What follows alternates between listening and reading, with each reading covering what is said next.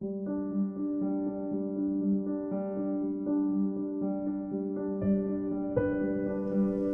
अपनी खुशी कभी तुम्हारे बगैर मनाएगा नहीं, कि अपनी खुशी कभी तुम्हारे बगैर मनाएगा नहीं।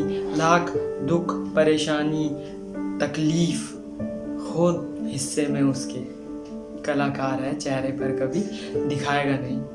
नमस्कार, मेरा नाम है विकी और आप देख रहे हैं जज्बात मेरे साथ। वीडियो आगे बढ़ाने से पहले मैं अपने बारे में आप लोगों को बता दूं। नाम आप मेरा सुन ही चुके हैं, विकी। उत्तराखंड का रहने वाला हूं और by profession MA political science का स्टूडेंट। लिखने का शौक रखता हूं, तो अपनी लाइफ से रिलेटेड, अपनी जो भी जिस टाइम मैं खुश होता हूं, जिस टाइम मैं सैड होता हूं, या जो डिफ़िकल्टीज़ मेरे लाइफ में आती हैं, कई बार उससे रिलेटेड, या फिर कई बार ऐसी बाहरी दुनिया से रिलेटेड कुछ भी मन में होता है, तो उन शब्दों को एक कलम में दबाकर एक कागज़ में उतार दिया करता हूँ। तो कभी वो शायरी बन जाती है, तो कभी वो कविता बन जाती है। पर ना तो मैं कोई शायर हूँ और ना ही कोई कवि, क्योंकि कवि शायर ये अद्भुत है। मतलब ये इनकी अपनी भाषा में पकड़, इनका बोलने का तरीका, इनका लहजा उम्दा है। मेरे को आप ये बोल सकते हैं कि इनकी दुनिया में मैं जन्म लिया हुआ वो बच्चा हूँ जो शायद अभी चलना सीख रहा है। ये मेरे YouTube का पहला चैनल और पहला वीडियो है। मैं इसमें आपके साथ अपनी लाइफ को आप लोगों के साथ शेयर करना चाहता हूँ और अपनी डायरी में लिखे गए अपने कुछ शायरी, कुछ कविताएं आपके साथ शेयर करना चाहता हूँ। मेरे वीडियो का टाइटल और आज का स्पेशल दिन देखकर आप समझ ही गए होंगे कि ये वीडियो किसके लिए है। फादर, पिताजी, पापा, डैड, वालिद, न जाने कितने नामों से हम उन्हें बुला, पर उसके जज्बात, उसका प्यार, उसका गुस्सा, उसकी फिक्र, उसकी उम्मीद, उसका भरोसा, सब एक जैसा, सब एक जैसा। माँ के लिए बहुत कुछ लिखा जाता है, बहुत कुछ कहा जाता है, पर एक बाप के लिए बहुत कम। और वो शायद इसलिए क्योंकि माँ अपनी फिक्र, अपना प्यार, अपनी ममता दिखा दिया करती है, पर एक बाप कभी नहीं दिखाता। एक माँ एक बच्चे को जन्म देते हुए जितनी तकलीफ सहती है, उतनी ही तकलीफ एक बाप भी सहता है। बस फर्क सिर्फ इतना होता है कि माँ अगर एक शारीरिक तकलीफ सहती है तो बाप एक मानसिक तकलीफ सहता है। और एक बाप और बेटे का रिश्ता तो क्या ही बोलना, बहुत कॉम्प्लिकेटेड होता है। लोग कहते हैं कि ये काम सबसे मुश्किल है या फिर वो काम सबसे मुश्किल है, पर सबसे ज़्यादा मुश्किल है एक बेटे का अपने बाप को गले लगाकर थैंक यू और आई लव यू कह देना। सबसे मुश्किल काम। मेरे फादर के साथ रिश्ता बचपन में बहुत ही अच्छा था। ऐसा नहीं कि अभी नहीं है, अभी भी है, बट अब कुछ एक एज ऐसी हो गई है कि कुछ उनसे कहने में थोड़ा हिचकिचाहट होती है। बचपन में मैं अपने फादर साहब के साथ ही सबसे ज़्यादा रहता था, उन्हीं के साथ सोया करता था। तो जब मैं सोता था तो मैं अपनी उंगली को उनकी टी शर्ट या उनकी बनियान में कुछ इस तरीके से फंसा कर सोता था, क्योंकि वो ऑफिस पे सुबह जल्दी निकल जाया करते थे। तो जब मैं उठता था तो मैं देखता था कि वो मेरे पास नहीं है, तो मैं रोता था कि कहाँ चले गए, मुझे छोड़ के चले गए। तो मैं रात को ऐसे सोता था कि कहीं जा ना पाए।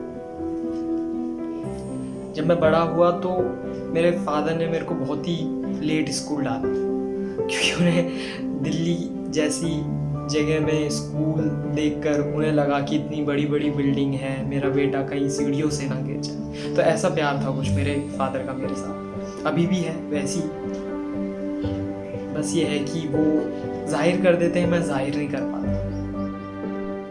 तो आज के इस फादर डे पे अपनी कविता के ज़रिए मैं उन्हें थैंक यू बोलना चाहता हूँ हर उस चीज़ के लिए जो मेरे मांगने से पहले शायद उन्होंने मुझे ला कर दी थी। कुछ इस तरीके से है कि हर मुश्किल वक्त पर जब इस कंधे पर एक हाथ होता है, कि हर मुश्किल वक्त पर जब इस कंधे पर एक हाथ होता है, माँ जितना ही प्यारा अक्षर बाप होता है। लोग जिनके सर पे माँ बाप का साया नहीं होता, या जिनके पेरेंट्स नहीं होते, जो अनाथ होते हैं, लोग उन्हें बड़ा बदनसीब कहते हैं कि बहुत बदनसीब है, इसके पेरेंट्स नहीं है, इसके मम्मी पापा नहीं है, उन्हें सिंपैथी दिखाते हैं। पर मेरा मानना यह है कि बदनसीब वो नहीं है, वो बदनसीब इसलिए नहीं है क्योंकि उन्हें माँ बाप की कद्र है, उनकी रिस्पेक्ट है, क्योंकि उनके पास नहीं है। बदनसीब तो वो लोग होते हैं जो माँ बाप के होने के बावजूद उन्हें ओल्ड एज होम या फिर वृद्धाश्रम में छोड़ जाते हैं, जब उन्हें सबसे ज़्यादा अपने बच्चों की ज़रूरत होती है। उस वक्त वो बहुत बदनसीब होते हैं क्योंकि उन्हें वो प्यार नहीं मिलता। तो उसी पे अगली लाइन मेरी है कि जिनके सर पे साया होता है, दोनों का साया होना ज़रूरी है, क्योंकि माँ का प्यार दे सकती है और बाप का। तो जिनके सर पे साया होता है दोनों का, उन पे खुदा की रहमत होती है, कि जिनके सर पे साया होता है दोनों का, उन पे खुदा की रहमत होती है। माँ जितनी ही अहमियत एक बाप की होती है। दिखाता नहीं प्यार अपना, हमेशा गुस्सा दिखाता है, कि दिखाता प्यार नहीं हम अपना, हमेशा गुस्सा दिखाता है। हम जानते हैं वो हमें दिल से कितना चाहता है। हमारी हंसी की कीमत वो अपने आंसुओं से चुकाता है, कि हमारी हंसी की कीमत वो अपने आंसुओं से चुकाता है। हमारी जेबों में भर खुशियां सारे जहां की, खुद खाली जेब रह जाता है। अक्सर कहा जाता है कि माँ के कदमों के नीचे जन्नत होती है, एकदम सही है, पर उस जन्नत का दरवाजा बाप होता है।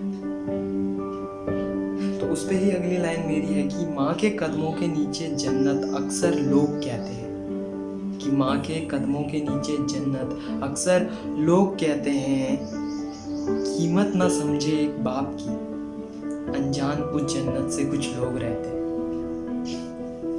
आज नहीं कल बोलकर वो हमें चीजें देने का दिलासा देता है, कि आज नहीं कल बोलकर वो हमें चीजें देने का दिलासा देता है। जब तक हमें दे ना दे वो खुद कहाँ चैन से सोता है।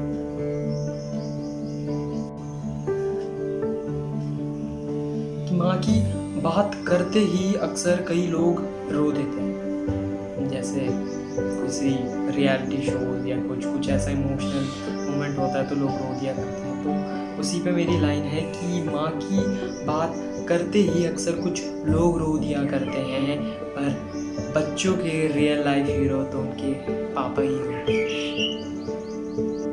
ये जज्बात है मेरे जिनको आज बता रहा हूँ, ये जज्बात है मेरे जिनको आज बता रहा हूँ। एहसान आपका चुका नहीं सकता जिंदगी भर, मैं बस अपना फर्ज निभा रहा हूँ। तो ये थी एक छोटी सी कोशिश इस फादर्स डे पे अपने फादर को थैंक यू बोलने की। और मैं आप लोगों से भी यही कहूँगा कि चुप मत रहिए, कह दीजिए। इस लॉकडाउन में और इस कोविड-19 के टाइम पर इस महामारी ने एक चीज़ तो हमें सिखा दी कि ज़िंदगी का कोई भरोसा नहीं। जो दिल में है बोल दो, क्योंकि अक्सर हम कल कल कल कल बोलकर बहुत देर कर देते हैं। ये YouTube में मेरा पहला चैनल है और पहली वीडियो है, तो YouTube की जो परंपरा है, जो बाकी यूट्यूबर्स भी करते हैं कि अपने वीडियो के स्टार्टिंग में और एंड में कहते हैं कि मेरे चैनल को लाइक कमेंट शेयर सब्सक्राइब कर दीजिएगा। ये मेरा पहला चैनल है, मुझे भी बोलना चाहिए, बट इसके बदले मैं आपसे ये बोलना चाहूँगा कि भले ही आप मेरे YouTube चैनल को लाइक कमेंट शेयर सब्सक्राइब ना करें, लेकिन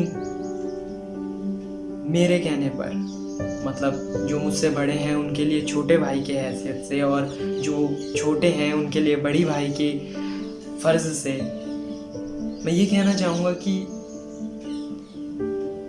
जो अपने पापा के साथ हैं या फिर जो अपने पापा से दूर हैं, वो उन्हें फ़ोन पर, जो अपने पापा के साथ हैं वो उनके पास जाकर उनको गले लगाकर